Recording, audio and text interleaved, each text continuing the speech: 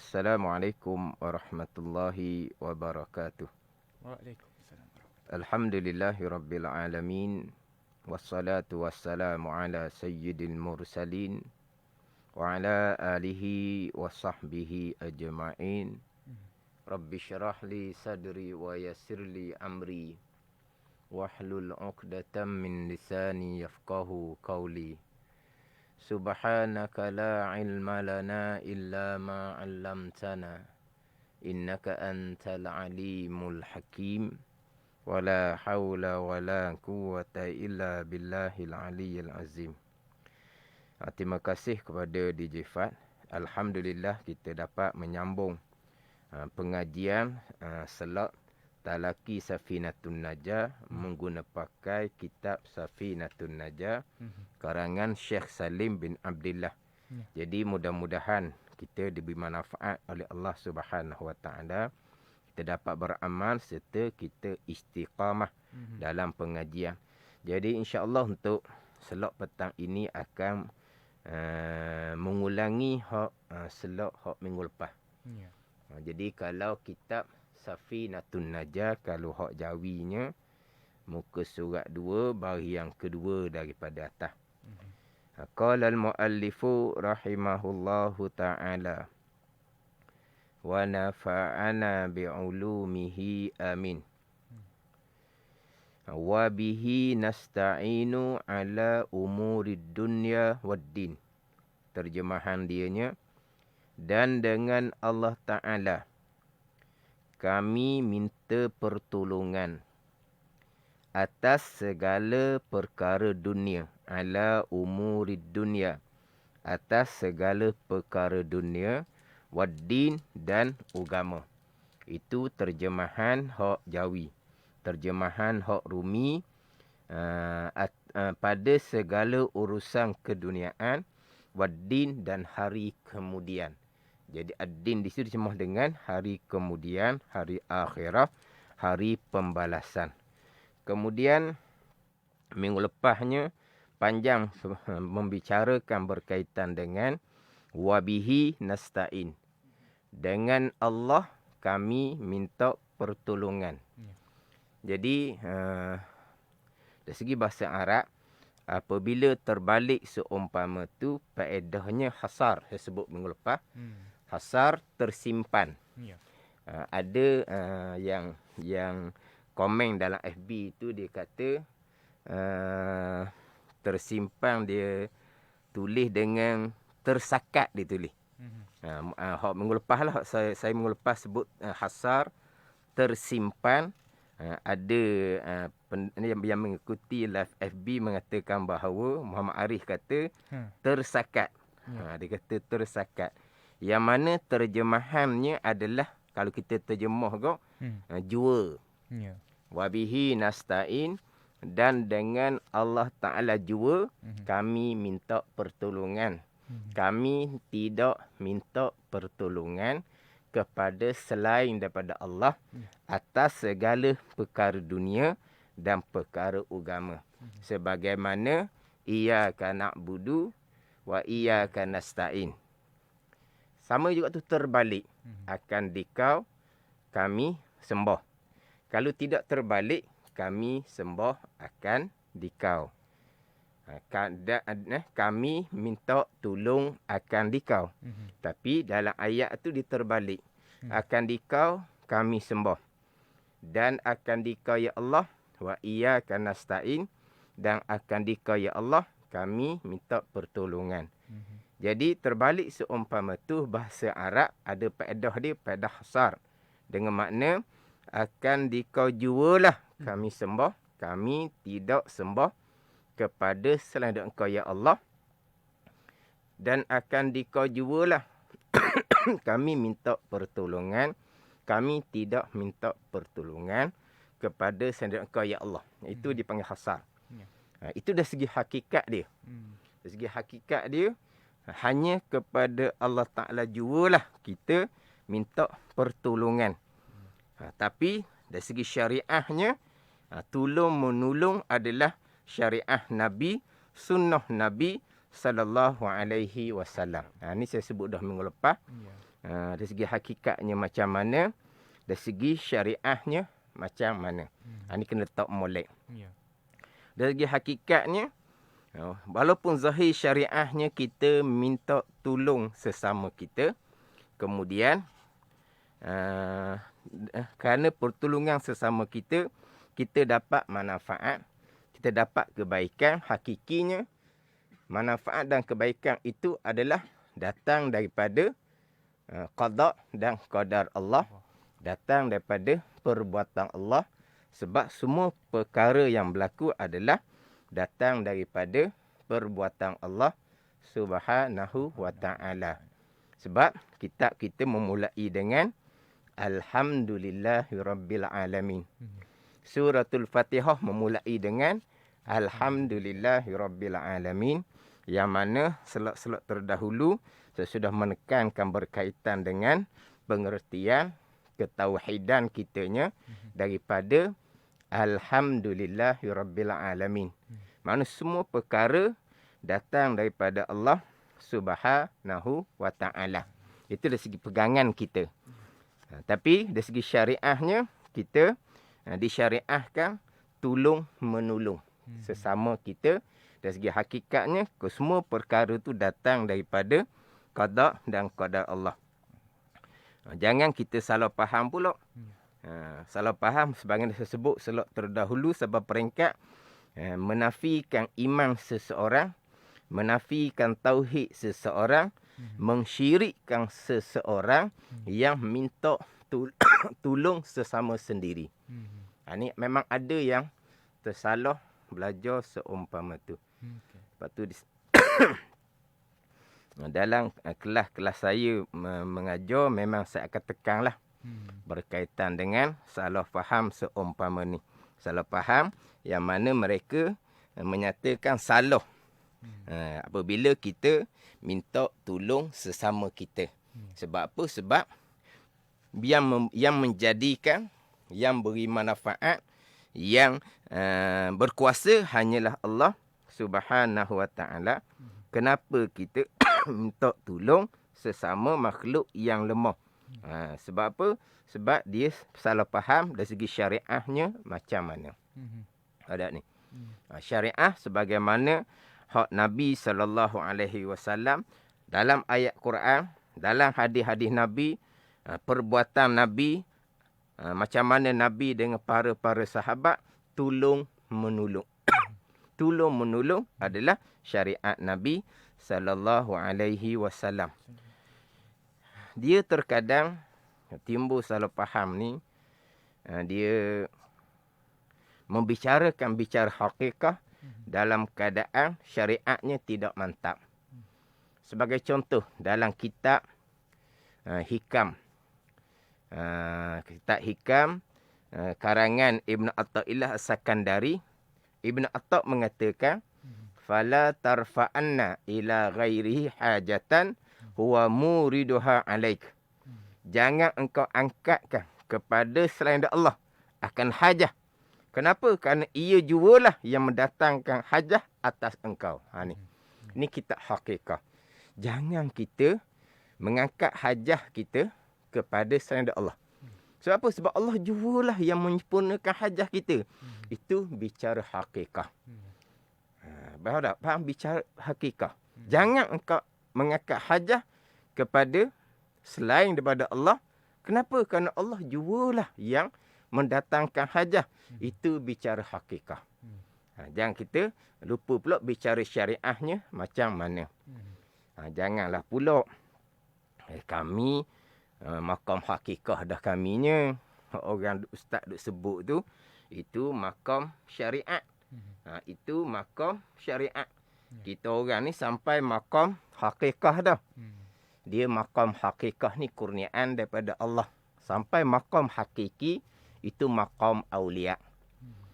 Jadi kalau ada seseorang yang mendakwa, yang mengaku saya sudah sampai makam hakikah, yang ustaz kata tolong menolong sesama kita tu diperintah, itu syariat, kami hakikah. Maka bagi kaminya, minta tolong kepada selain Allah, maka syirik. Sebab kami sudah sampai maqam hakikah. Maqam hakikah, maqam aulia. Jadi kalau ada seseorang mendakwa seumpama tu, kita diam sudahlah. Orang mendakwa seumpama tu, kalau kita kata kamu tak sampai makam hakikah, dia cepat marah. Ni sebab orang sampai makam hakikah sungguh tak ada dakwa-dakwi seumpama tu. Tak ada hak dakwa di makam tinggi tu. Dia kadang-kadang yalah kalau kita apa tak setuju apa yang dia kata, ataupun kita cakap kapung, letang angin. Dia cepat marah. Sebab apa? Sebab saya makam tinggi. Biarlah tu. Serah ke dia lah tu. Tapi kita bicara hak makam hakikah, tidak ada hajah melainkan hanya kepada Allah Subhanahu Wa Taala. Tapi kita bicara syariah, tolong menolong adalah sunnah Nabi sallallahu alaihi wasallam. Ini sebagai pengajaran lah kepada kita supaya kita amati. Dalam bab pengajian kita amati. Sampai peringkat, sebagaimana saya sebut minggu lepas, yang saya jumpa dalam kelas-kelas saya, di kalangan mereka yang belajar lama-lama dah. Mana masuk kelas saya tu, orang hak biasa mengaji dah. Orang hak biasa belajar dah. Kadang-kadang kitab hak dia bawa pun kitab lama-lama dah. Maknanya satu kitab tu, mana kitab, kalau kata kitab tu saya mengajar, mana kitab tu sendiri pun dia sudah belajar dah. Mana kalau orang baru ni dia masih lagi terkia-kia kitab mana nak beli di mana. Kalau orang lama-lama ni dia biasa dengan kitab. Ini cerita ni orang lama-lama lah.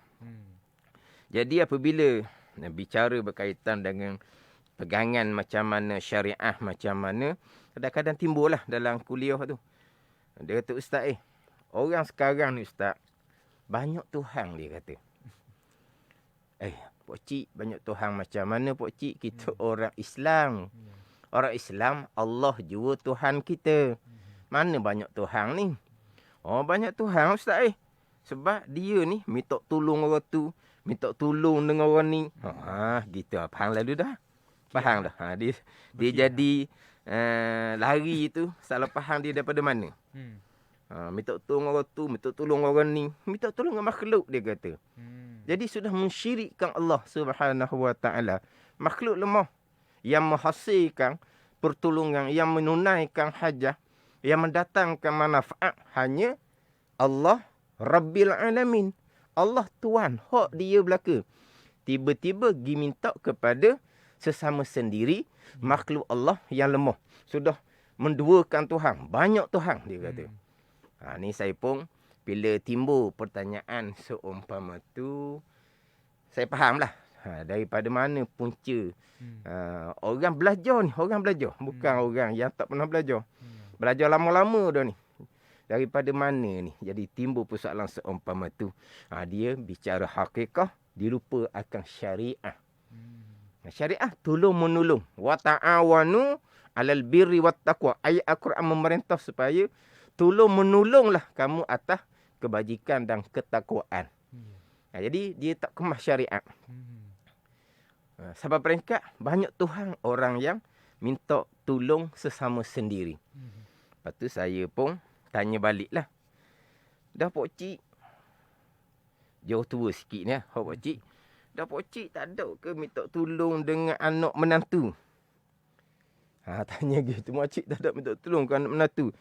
Ya Ustaz kalau nak pergi ke mana-mana, anak menantu tak boleh dah, saya pergi sendiri.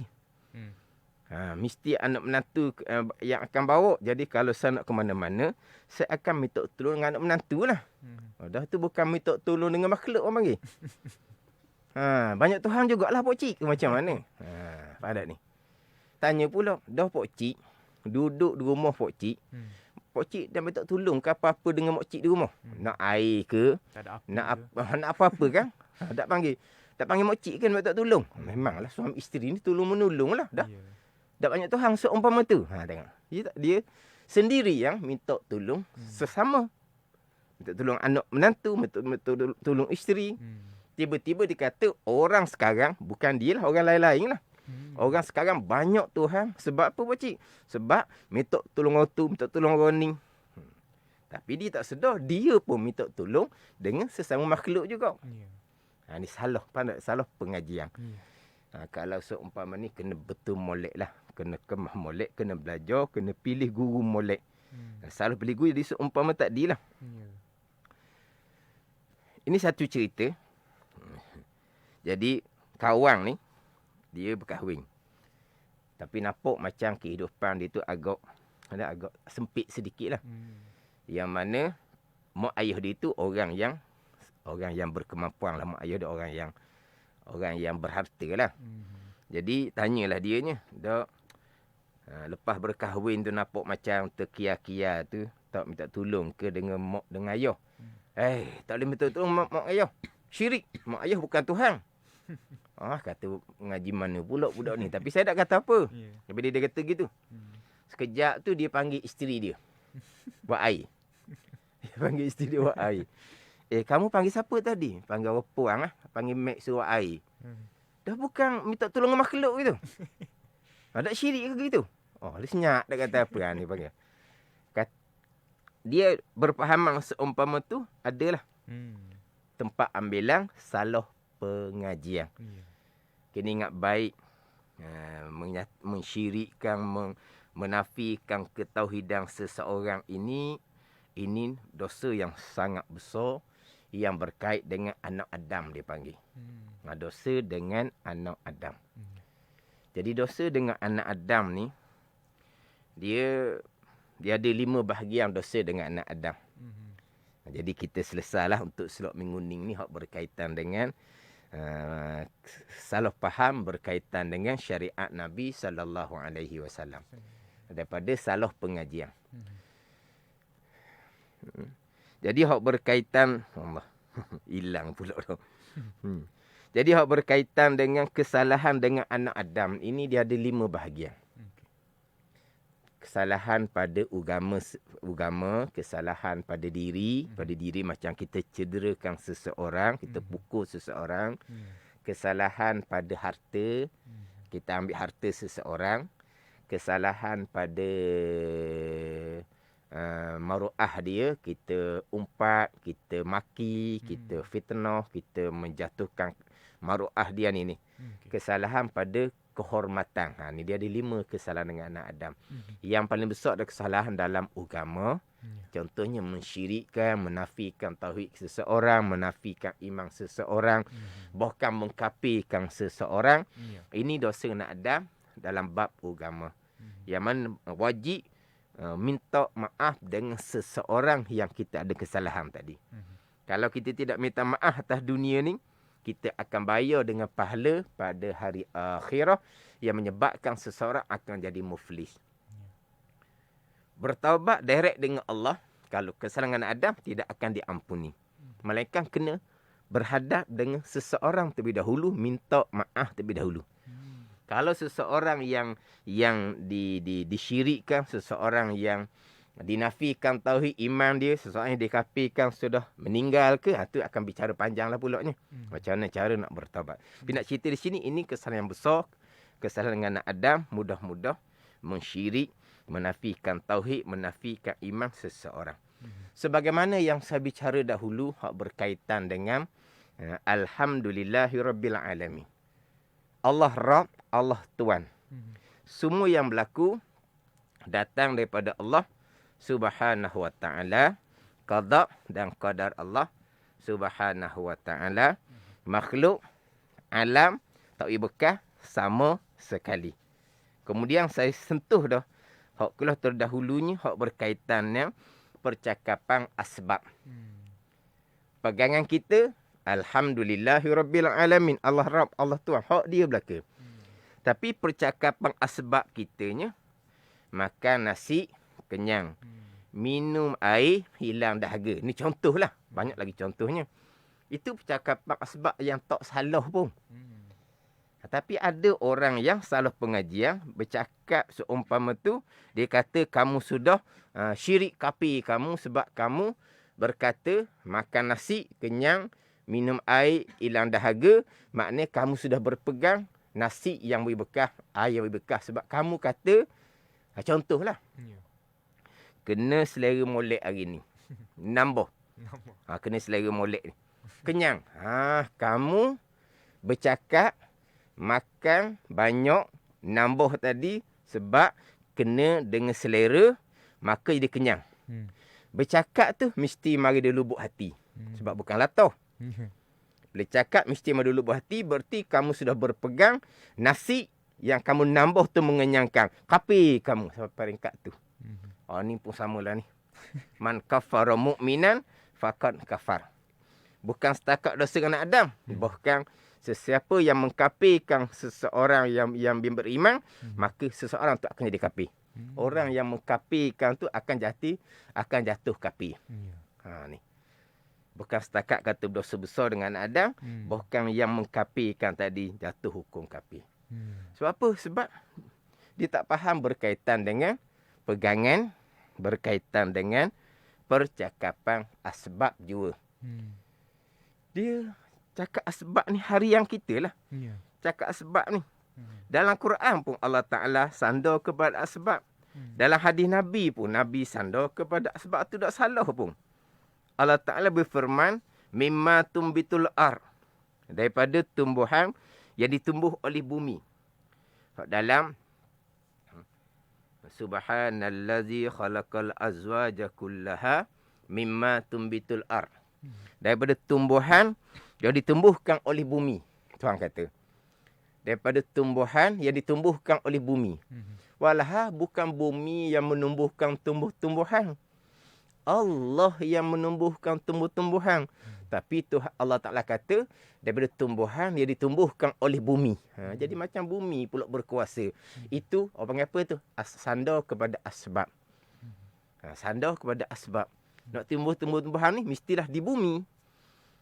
Pandai ni. Kalau di batu, di kayu tak akan tumbuh tumbuh-tumbuhan. Jadi yang menumbuhkan tumbuh-tumbuhan adalah bumi. Itu hanya pada zahir. Quran sih menyandar kepada asbab. Contoh ayat banyak dalam Quran ni. Yumbitu lakum bizar'a wazaituna wan nakhila wal a'nab. Menumbuh manfaat bagi engkau, menumbuh manfaat bagi mereka itu dengan sebab hujan akan tanam tanaman, Tuhan kata. Jadi menumbuh manfaat bagi kamu dengan sebab hujan akan tanaman. Dengan sebab hujanlah tumbuhnya tanam tanaman. Manfaat bagi kamu sekalian, Tuhan kata. Dengan sebab hujan baru tumbuh tanaman. Kalau bumi sekalipun, kalau kering kontang, tidak ada air, maka tidak akan tumbuh juga. Tapi dengan sebab hujanlah, Tuhan kata, menumbuhkan tumbuh-tumbuhan. Walaha, bukan hujan tu yang memberi bekah. Allah yang menumbuhkan. Tapi Allah Ta'ala menyandarkan pada asbab. Dengan asbab hujan, maka tumbuhlah tumbuh-tumbuhan. Tu ayat Al-Quran pun menyandar kepada asbab. Ni panggil apa? Sandar kepada isnad majazi, sandar sementara kepada asbab yang zahir. Tak ada salah. Tetapi memanglah kita akan sentiasa memperingatkan bab pegangan ni. Sebab dalam bab pegangan ni, ketakutan yang sangat besar. Bercakap tanpa ada pegangan, nanti berpegang sebagaimana bercakap. Tapi kita tak kata orang bercakap, dia berpegang. Sebab dia orang beriman. Orang Islam yang beriman.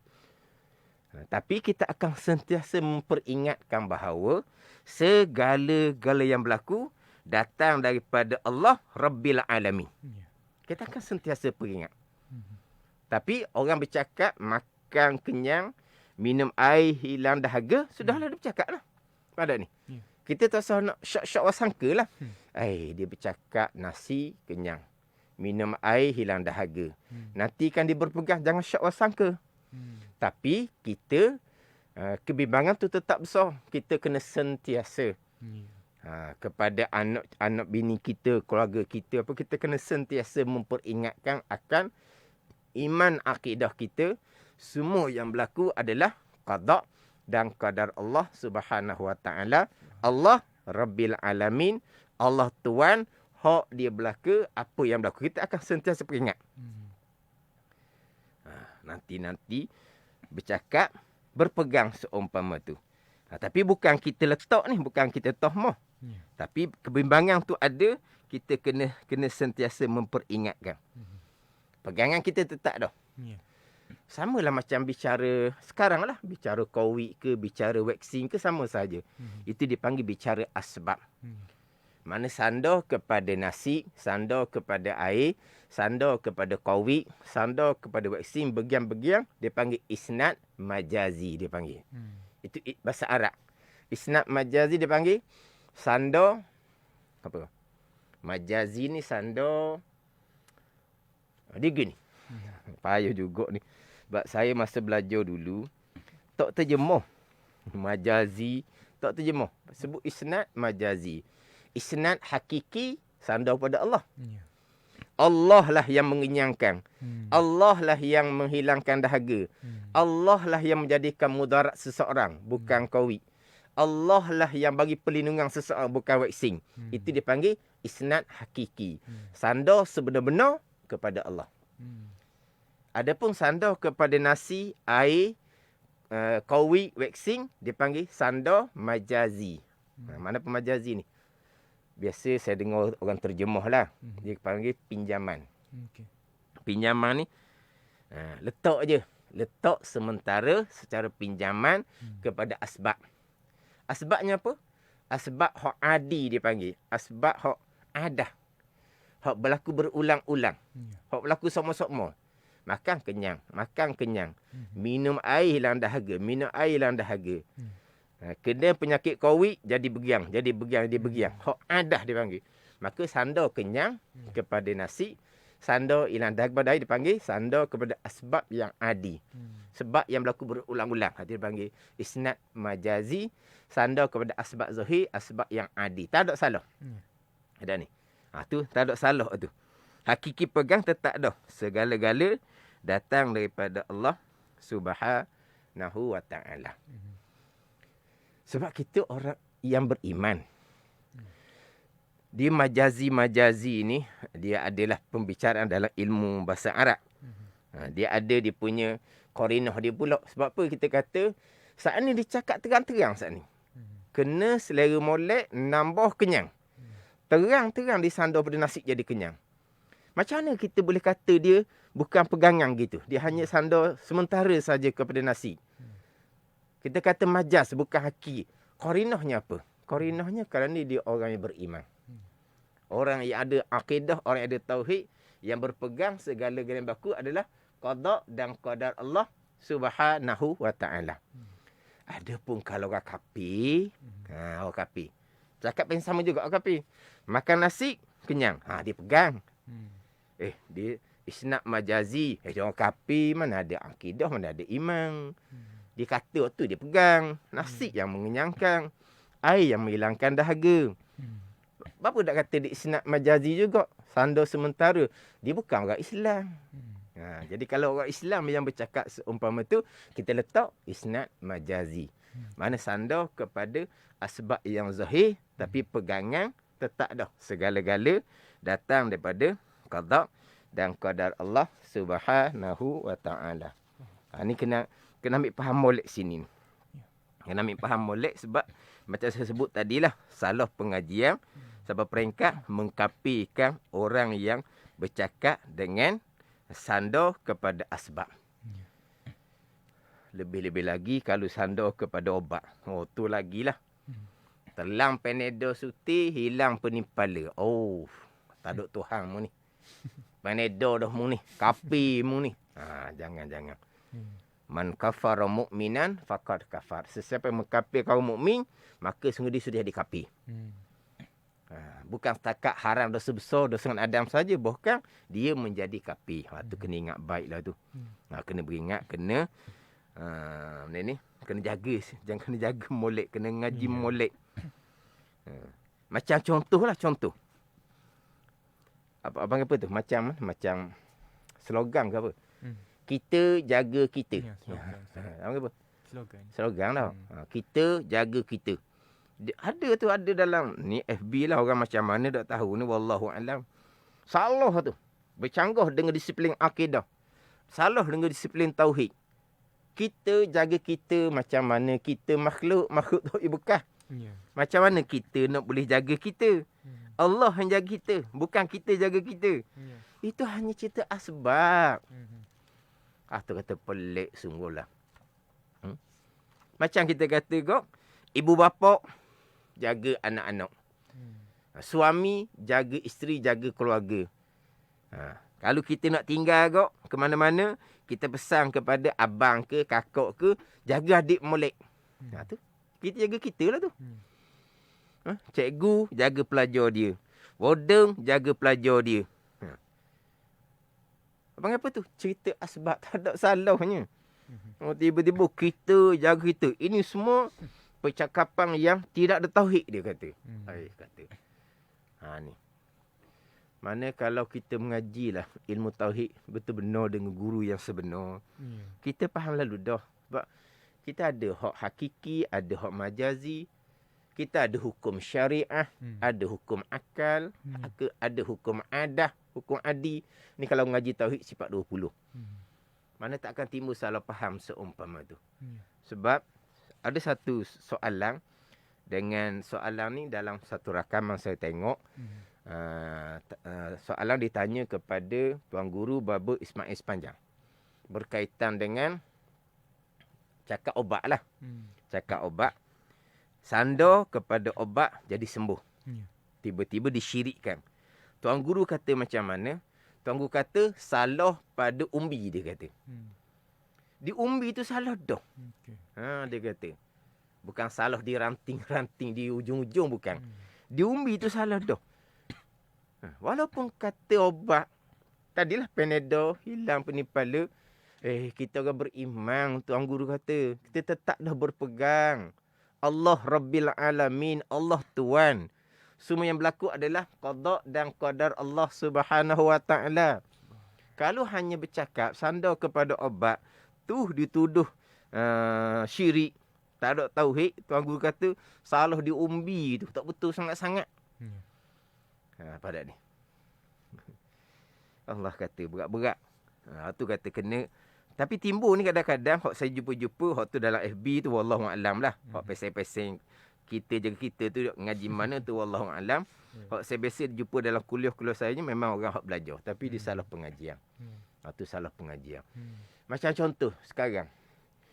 Mati. Kalau mati orang tanya, mati COVID ke? Orang tanya.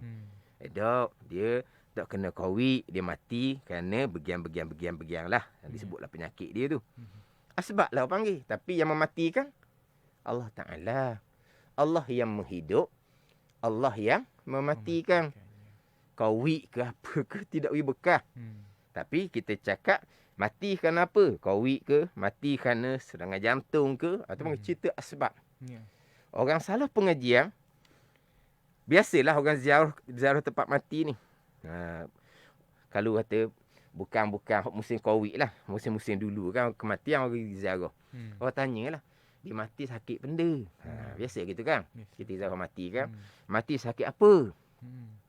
Ada lalu tukang sapuk. Kamu ni mati sakit apa? Mati sakit apa? Tak ada Tuhan kamu ni. Allah yang mematikan. Sebab masa mati lah. Bukan sakit yang mematikan. Ni ada orang respon seumpama tu. Ni tak betul belaka lah ni. Salah pengajian belaka seumpama ni. Mati kerana apa? Mati kerana serangan jantung. Mati kerana kena stroke. Mati kerana COVID. Itu semua cerita asbab lah. Tak salah ni. Ni siapa setakat tanya mati sakit apa pun tak boleh dah. Dia ni tuduh orang syirik, tuduh orang tak ada Tuhan. Ni kata salah belaka ni, salah pengajian. Sebagai contohlah kita kata. Ini cerita sebab lah ke ni? Cerita sebab. Sebagai peringatan. Jadi, sedang pendengar kena ambil molek lah ni. InsyaAllah nanti apabila bicara rukun iman yang ke-6, bicara qada dan qadar, saya akan menjelaskan lagi berkaitan dengan pegangan kita macam mana, syariah kita macam mana, percakapan asbabnya macam mana. Saya akan cerita. Nanti. Saya akan ulang balik berkaitan dengan pegangan dan juga percakapan asbab. Ini sebagai contoh. Terkadang kan kita ni, Allah, kalau siapa cepat di hospital, selamat. Gitulah kadang-kadang orang kita cakap ni. Kadang-kadang hak ni hak tak selamat lah ni. Oh, mujur siapa cepat ke hospital. Hak tu hak selamat. Kalau hak tak selamat ni gok, Allah, ambulans mari lambat sangat. Siapa hospital tu lewat, mati dianya. Ni hak tak selamat. Betul. Kalau selamat pula cakapannya, Allah mujur juga siapa hospital cepat. Sebab apa? Sebab cedera dia parah tu. Darah keluar tu banyak. Kalau lambat siapa hospital, tak ada nak selamat lah tu. Itu semua orang panggil apa? Asbab belaka. Siapa lambat ke hospital, siapa cepat ke hospital, itu semua adalah perbuatan Allah. Qada dan qadar Allah Ta'ala. Allah Rabbil Alamin. Allah mengqadakkan sampai masa dia mati. Allah mengqadakkan asbab-asbabnya apa? Siapa lambat ke hospital. Tu. Siapa lambat ke hospital tu, qada Tuhan. Sebab apa? Sebab Tuhan letak mati dia masa tu. Tapi kalaulah qada Tuhan ni, dia umurnya panjang lagi. Jadi qada Tuhan ni, ambil siapa cepat di hospital, sempat diselamatkan. Itu hakiki dia. Tapi kita cakap sebabnya, sebab lambat sangat diberi rawatan. Mati dianya. Mujurlah. Cepat beri rawatan. Selamat dianya. Itu hanya percakapan asbab sahaja. Bukan pegangan. Tapi kita pegangan, kita akan tekan, kita akan ulang sama-sama. Segala-gala yang berlaku adalah qada dan qadar Allah Subhanahu wa taala. Alhamdulillahirabbil alamin. Allah Rabb, Allah Tuhan. Hak dia berlaku pegangan. Patut ikhtiar usaha kita itu syariah. Kemudian kita bercakap kepada itu ini, itu hanya percakapan sandar kepada asbab yang tidak membabitkan pegangan. Ayat Al-Quran pun sandar pada asbab. Hadis Nabi pun sandar pada asbab. Dalam kitab-kitab pun sandar kepada asbab. Dan percakapan harian kita pun sandar kepada asbab. Tapi pegangan kita kena sentiasa mengulangi. Orang mengajar sentiasa kena peringat. Pegangan kita, Alhamdulillahirabbil alamin. Segala yang berlaku datang daripada Allah. Allah Rabb, Allah Tuhan. Hak dia berlaku. Kesemuanya datang dari qada dan qada Allah. Rukun iman kita yang keenam. Mana kena ulang lah. Sebab kebimbangan tu ada. Tapi kita tidaklah nak. Apa ni?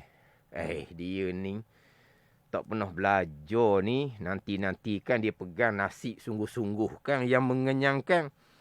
Nanti dia pegang air sungguh-sungguh kan yang menghilangkan dahaga. Apa kita nak tambah seumpama tu? Dah dia tak belajar. Dia tak belajar banyak pun dia belajar rukun iman 6 perkara. Dia berpegang dengan qada dan qadar.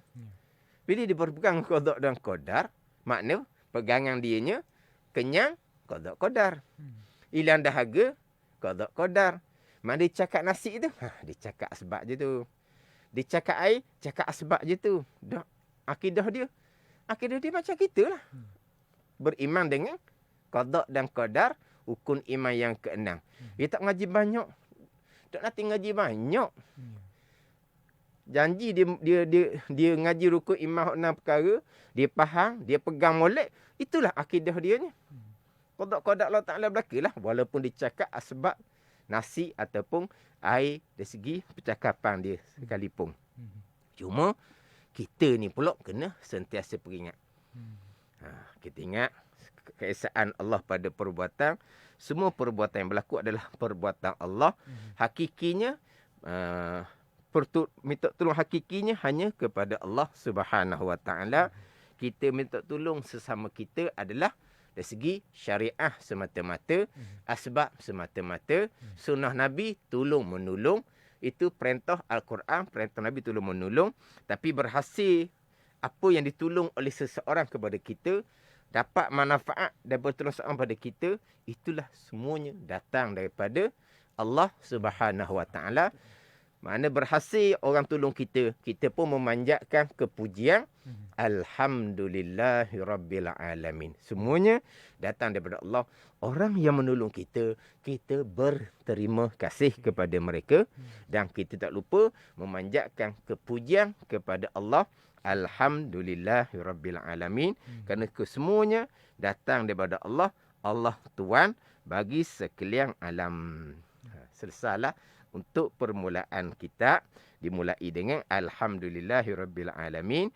Kemudian disusuli dengan Wassallallahu ala Sayyidina Muhammadin khatamin nabiyyin wa alihi wa sahbihi ajma'in. Kita memulai dengan bismillah, kemudian alhamdulillah, kemudian selawat atas junjungan besar Nabi Muhammad sallallahu alaihi wasallam. Wallahu a'lam.